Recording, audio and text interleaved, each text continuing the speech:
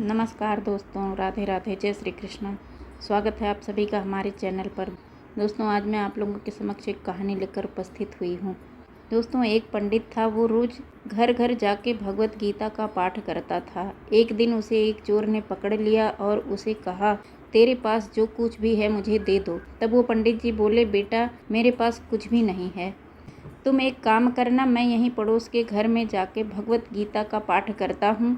वो यजमान बहुत दानी लोग हैं, जब मैं कथा सुना रहा हूँगा तुम उनके घर में जाके चोरी कर लेना।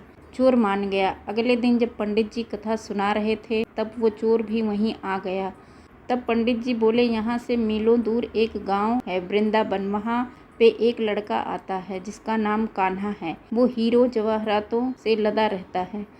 अगर कोई लूटना चाहता है तो उसको लूटो। वो रोज रात को इस पीपल के पेड़ के नीचे आता है जिसके आसपास बहुत सी झाड़ियां हैं। चोर ने ये सुना और खुशी खुशी वहां से चला गया। वो चोर अपने घर गया और अपनी बीवी से बोला, आज मैं एक कान्हा नाम के बच्चे को लूटने जा रहा हूँ, मुझे रास्ते में खाने के लिए कुछ बांध कर दे दो। पत्नी ने कुछ सत्तू उसको दिया और कहा कि बस यही है जो कुछ भी है।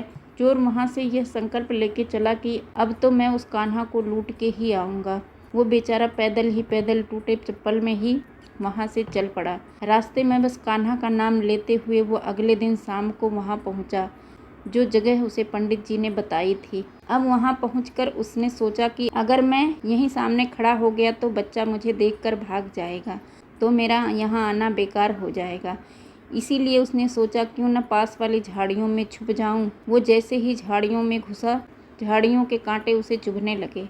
उस समय उसके मुंह से एक ही आवाज़ आई, कान्हा कान्हा। उसका शरीर लहूलुहान हो गया। मुंह से सिर्फ यही निकल रहा था, कान्हा आ जाओ, कान्हा आ जाओ।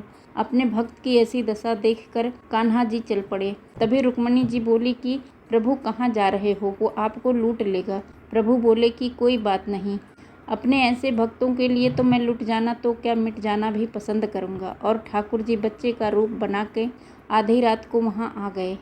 वो जैसे ही पेड़ के पास पहुंचे, चोर एकदम से बाहर आ गया और उन्हें पकड़ लिया और बोला, वो कान्हा, तूने मुझे बहुत दुखी किया है। अब ये चाकू देख रहा है ना, अब चुपचाप अपने सारे गहने मुझे दे दे। कान्हा जी ने हंसते हुए उसे सब कुछ दे दिया। वो चोर हंसी खुशी अगले दिन अपने गाँव में वापस पहुँचा और सबसे पहले उसी जगह गया जहाँ वो पंडित जी कथा सुना रहे थे। और जितने भी गहने वो चोरी करके लाया था उनका आधा उसने पंडित जी के चरणों में रख दिया। तब पंडित जी ने पूछा कि ये क्या है।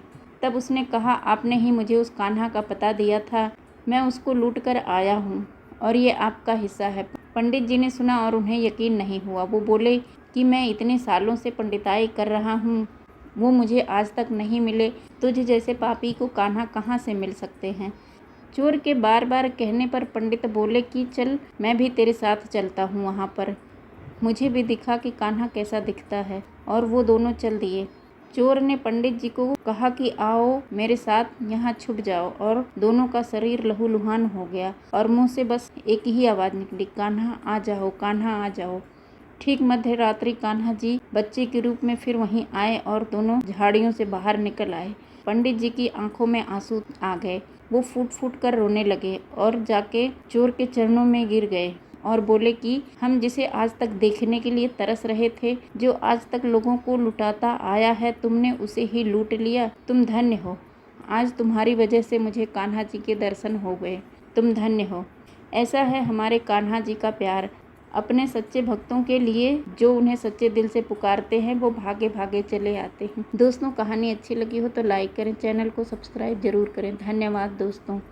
राधे राधे, जय श्री कृष्ण।